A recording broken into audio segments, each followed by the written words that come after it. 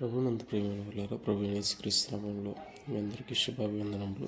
ఇదే కాలంలో కలువరి కృపాసనం మీదకు మిమ్మల్ని ఆహ్వానించుచున్నాను.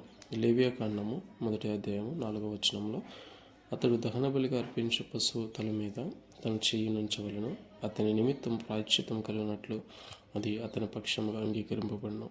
దేవుడైన యెహోవా బలులను అర్పించే విధానాన్ని మోషే ద్వారా ఇశ్రాయేలుకి తెలియపరుస్తూ, దహన బలిగా అర్పించడానికి గోవుల్లోనిదైనను, మేకల్లోనిదైనను, గొర్రెల మందల్లోనిదైనను తీసుకుని రావాలను.